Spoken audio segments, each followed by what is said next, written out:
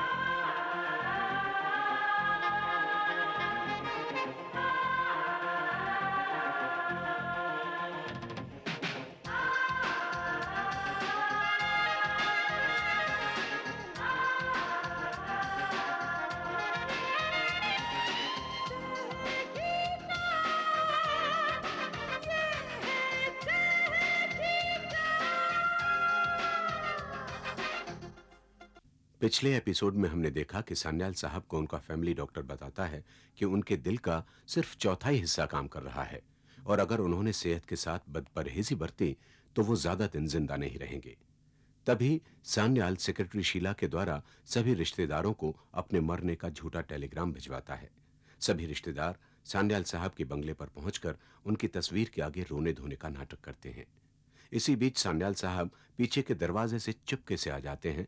सभी उन्हें जीवित देखकर दंग रह जाते हैं और पूछने पर कि ऐसा उन्होंने मरने का नाटक क्यों किया तो वो बताते हैं कि उन सब को बुलाने के लिए ये कहना पड़ा। वहां सैम और गोपी भी आ जाते हैं। सान्याल सैम का परिचय सबसे करवाते हैं। सेक्रेटरी शीला सबको आराम करने के बाद शाम को 4 बजे पूल साइड पर मिलने के लिए कहती है। प्रोग्राम के मुताबिक सभी पूल साइड पर शाम को 4 बजे मिलते हैं, जहां सान्याल साहब सबको बताते हैं कि उनकी जिंदगी के दिन पूरे होने वाले हैं, इसलिए उन्होंने फैसला किया है कि अपनी पूरी जायदाद सब रिश्तेदारों में बांट दें। उन्होंने एक छोटी पेटी में कुछ पर्चियां डाल रखी हैं जिन पर अपनी जायदाद के हिस्से लिख रखे हैं और उनमें एक खाली पर्ची भी रखी है। सबको बारी बारी पर्ची निकालने के लिए कहते हैं। पहली पर्ची उनके समधी दीनानाथ निकालते हैं जिनको 1 करोड़ रुपए हिस्से में आते हैं। उनके 3 भतीजों को खाली पर्ची मिलती है। वो बौखला जाते हैं। रहम खाकर सान्याल उन्हें 10 लाख दे देते हैं। फिर उनकी भांजी माया पांडे की बारी आती है। उसे 2 करोड़ के जेवरात हाथ आते हैं। आखिर में उनके चचेरे भाई राज को पूरा मकान हिस्से में आता है। तभी वहां पर उनका फैमिली डॉक्टर आकर सान्याल साहब को बताता है कि उनकी मेडिकल रिपोर्ट नॉर्मल है और वे 5-6 साल और जिंदा रहेंगे। सभी रिश्तेदारों के चेहरे उतर जाते हैं और वे झूठी खुशी दिखाते हैं। सैम सान्याल साहब के इस तरह जायदाद के बंटवारे के तरीके से नाराज होता है और उन्हें आगाह करता है कि उनकी जान को खतरा है। सान्याल साहब उनकी चेतावनी को नजरअंदाज करके वहां से चले जाते हैं। सैम और गोपी आपस में बातें कर रहे हैं। तभी ऊपर छत से सान्याल साहब का चचेरा भाई राज उनकी सारी बातें सुनता है। और अब आगे।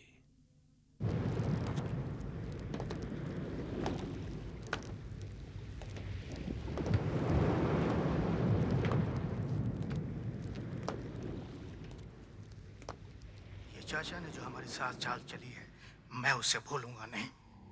भैया मेरे तो सीने में सांप लौट रहे हैं। 10 लाख रुपए भिखारियों की तरह दे दिया है हमारे लिए।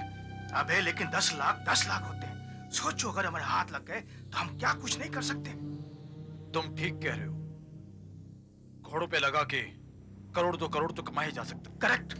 बुढ़ा पहले मरे तब तो, पर बुढ़ा मरेगा कब? बूढ़े को तो मैं देख लूंगा। जानेमन, आप कुछ ऑल्टरेशंस कराना चाहती हैं इसमें? कोई दीवार तोड़ दें, फर्नीचर उठा के बाहर फेंक दो, दीवारों का कलर चेंज कर दो। अभी तक वो जिंदा, हम ऑल्टरेशन करें? ओहो, ये आप समझते क्यों नहीं कि बंगला हमारा हो चुका है? अरे काय का हमारा है? आपके जो बड़े भाई साहब है ना, 500-600 साल मरने वाले नहीं है। ऐसा नहीं होगा। अरे नहीं काय का। अब चलिए बहुत लेट हो रहा है, सोते हैं।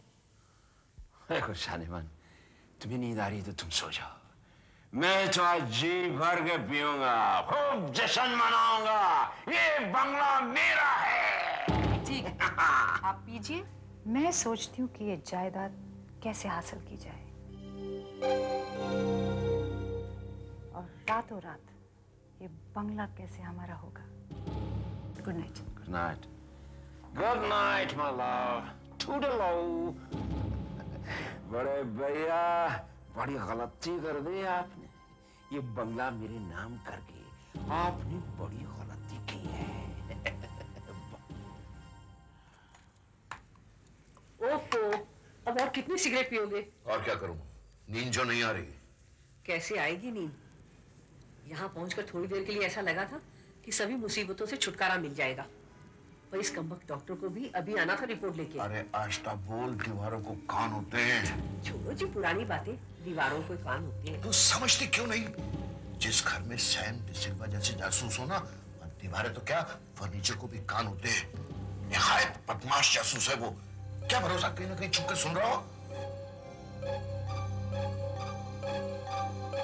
डिसिल्वा, कहते तो तुम ठीक हो।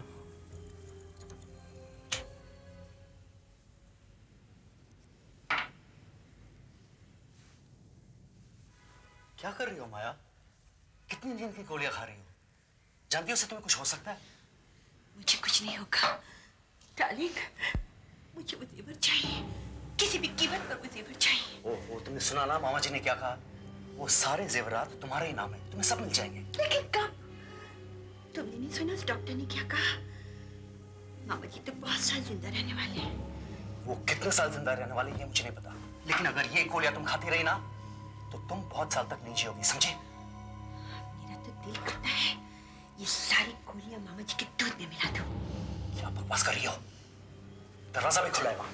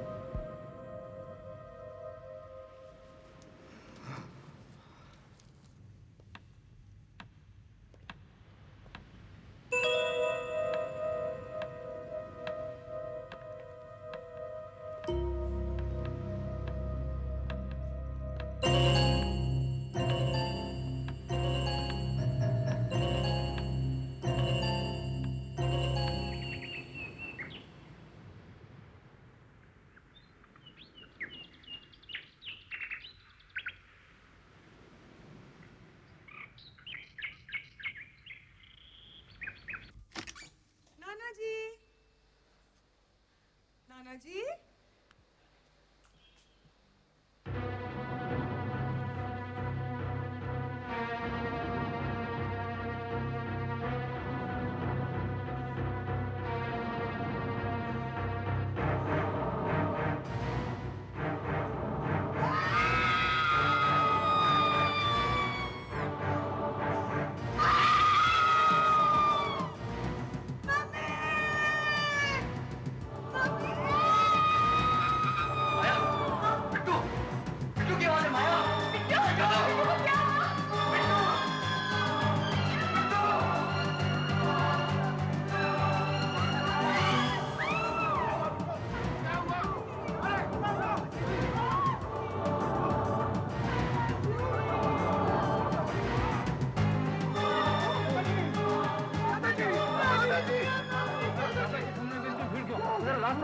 क्या हुआ? दादा,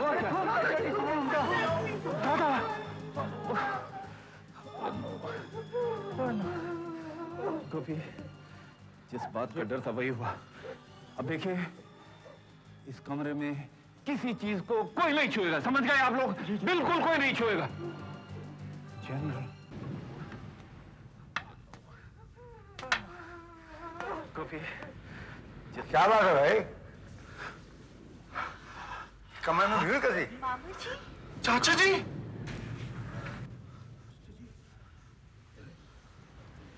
चाचा जी, जनरल, क्या हुआ? क्या मतलब अरे ये क्या है? गोपी, मतलब कि कौन है? ये आप नहीं है? हाँ? तो फिर कौन है ये? कौन है भाई? तुम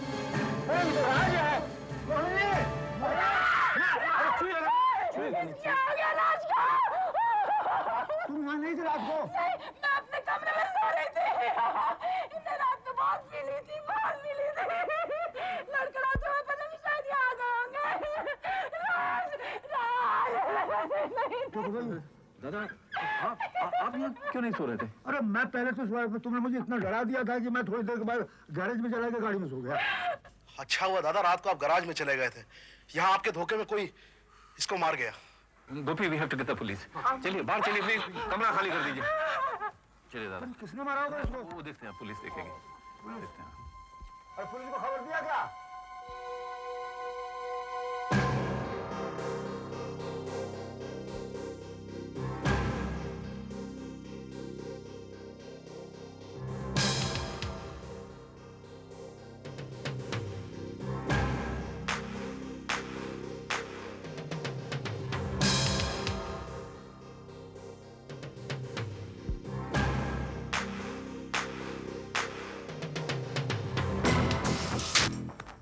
सैम डिसिल्वा जी।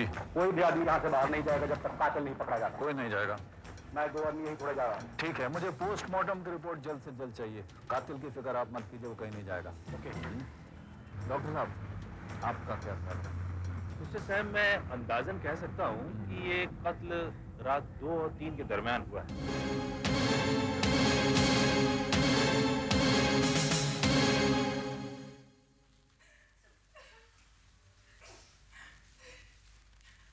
शर्म की बात है, बड़ी शर्म की बात है कि मेरे रिश्तेदारों में एक खूनी भी है। आपसे नहीं कर रहा हूं समझी जी। जब डॉक्टर ने कहा मैं 5 या 6 साल जीऊंगा तो तुम लोगों ने सोचा इस बूढ़े को जल्दी से मार दो ताकि इसकी प्रॉपर्टी जल्दी बढ़ जाए। वो तो मेरे दोस्त सैम डिसिल्वा ने मुझे बचा लिया। उसने मुझे सावधान कर दिया कि मेरी जान खतरे में है, वरना आज मेरे बिस्तर पर मेरी लाश होती। मैं तो गैरेज में जाके सोया और तुम लोगों ने मार दिया एक भोले से आदमी को। तुम लोग यहाँ से निकल जाओ, मैं किसी को नहीं कुछ देने वाला हूँ। निकल जाओ यहाँ से। नहीं नहीं नहीं कैसे? इस घर से कोई नहीं जाएगा, कोई नहीं जाएगा। क्यों? दादा पुलिस आएगी, एक एक से पूछताछ करेगी। पुलिस आएगी तो मेरी बदनामी होती है। बदनामी को मारिए गोली, कातिल को पकड़ना बहुत जरूरी है। पकड़ो तुम कातिल को, मैं चलाएंगे।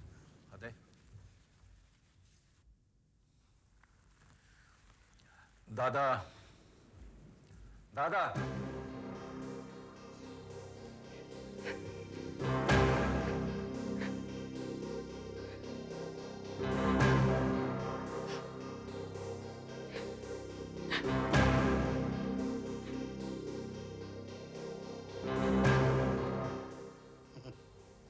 घबराओ मत, कातिल बहुत जल्दी पकड़ा जाएगा।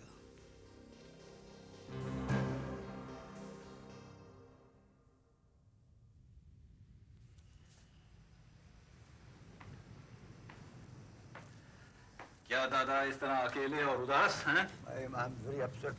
आज मेरे घर में पहली बार खून हुआ और वो मुझे मारने वाला था। लेकिन आप बच गए ना। अरे बच गए, वो तो बहुत बहुत धन्यवाद तुम्हें कि तुमने मुझे आगाह कर दिया।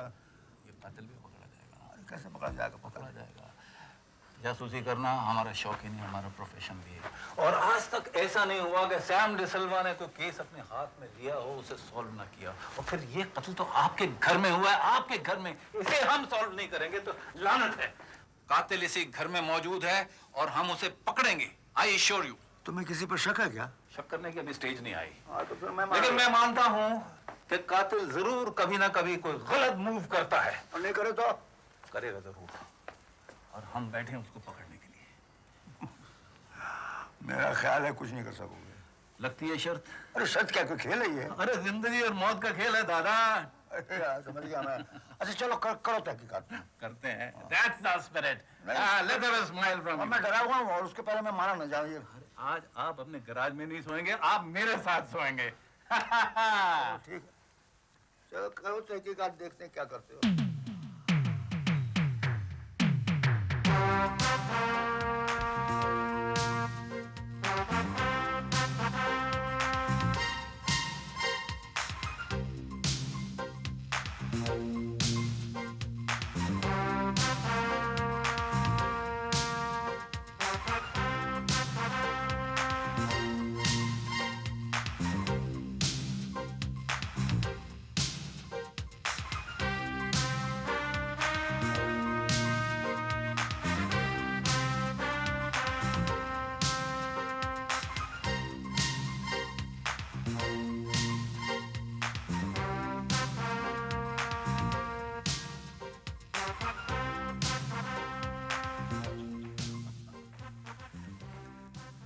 क्या ये अच्छा होता कि मैं सादगी से पूछ लेता कि खून किसने किया, और उतनी ही सादगी से कातिल अपना हाथ ऊपर कर देता और कह देता कि मैंने किया।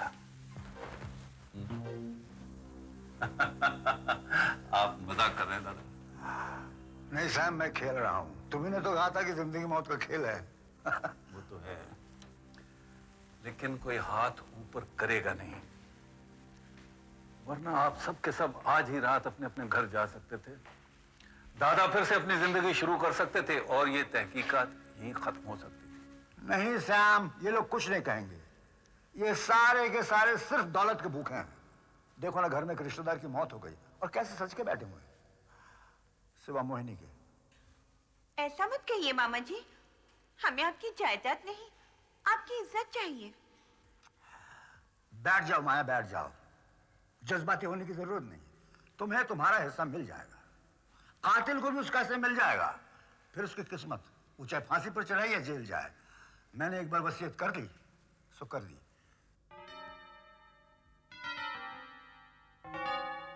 मतलब के बात सारी जायदाद की है। इस खून का मकसद भी रुपया, पैसा, लालच हुआ है ना? तो दादा, आपके रिश्तेदारों में सबसे ज्यादा पैसे की किसको जरूरत है?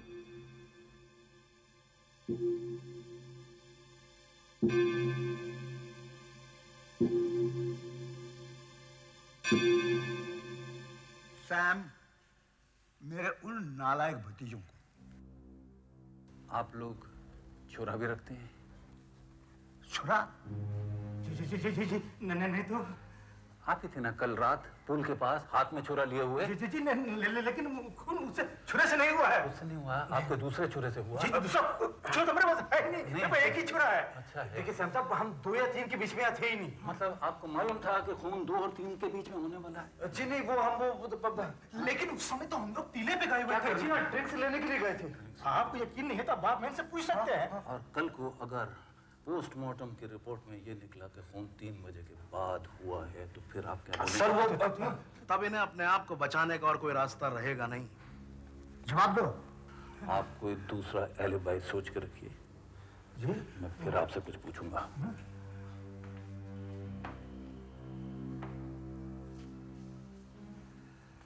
मिसेस दीनदयाल जी, रात आपको नींद कैसी आई?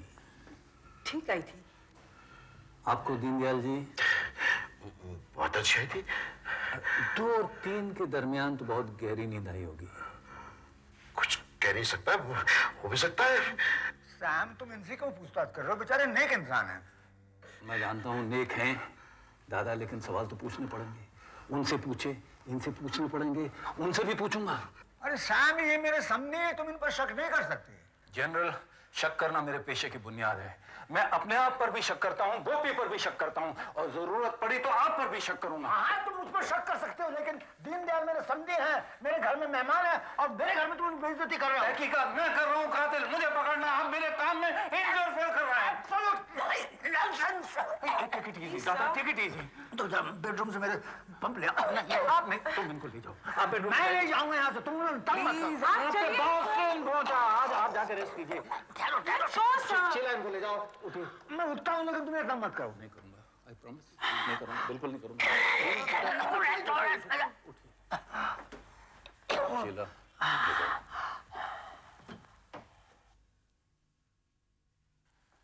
हाँ तो दीनदयाल जी, मैं पूछ रहा था, कल रात 2 और 3 बजे के बीच में आपको बहुत गहरी नींद आई होगी। मैंने आपसे कहा ना, हो सकता है, मैं कुछ कह नहीं सकता। मैंने सुना है कि आपके कमरे की दीवारों के एक कान हैं, एम आई राइट? कान? और उन कानों ने रात को आप दोनों की कुछ बातें सुन ली। आप बताएंगे वो बातें क्या थी या मैं बताऊं? देखिए, मियां बीवी के बीच में हजारों बातें होती हैं। आप क्या हमारी बातें सुन रहे थे? क्या आपका यही काम है? जी हाँ, मैं पादरी नहीं, जासूस हूं, यही मेरा काम है। खैर छोड़िए इस बात को। पिछले सालों में आपको धंधे में बहुत घाटा हुआ। ये तो चलता ही रहता है ना फ्रॉम। लेकिन इन दिनों में कुछ ज्यादा ही घाटा हुआ। It's a part of the game. कर्जे लेने पड़े। That also is a part of the game. वापस करने पड़ेंगे। ऑब्वियसली। मांगने वालों को बहुत प्रेशर होगा, सुबह शाम फोन आते होंगे, सेठ लोग धमकी देते होंगे, जब आप यहाँ आए तो बहुत परेशान होंगे, है ना? और कल जब आपको पता चला कि आपकी 1 करोड़ रुपए की लॉटरी लग गई है तो आपका दिल बाग बाग हो गया होगा। और जब डॉक्टर ने आके बताया कि दादा 5 साल और जीने वाले हैं तो आपके सब सपनों पर पानी फिर गया होगा। क्यों दीनदयाल जी, रात को आप यही क्या हो रहा है आपको? आपके हाथ क्यों कांप रहे हैं? Deendayal ji, Deendayal ji, daddy, daddy, Deendayal ji, daddy,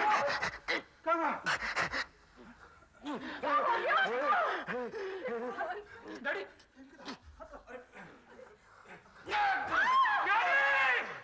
Deendayal ji, Deendayal ji,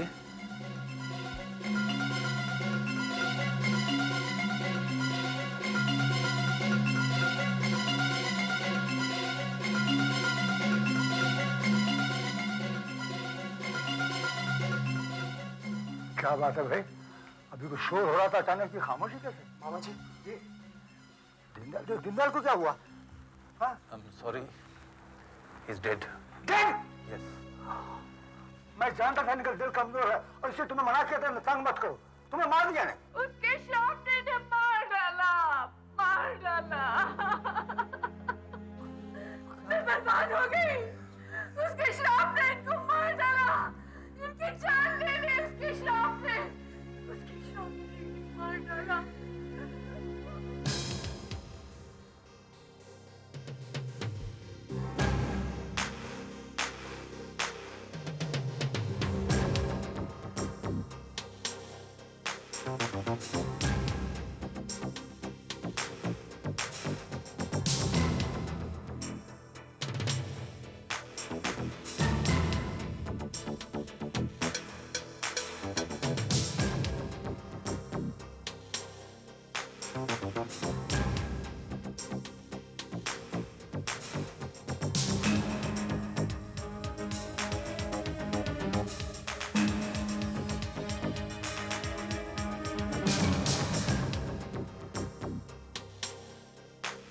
Thank you.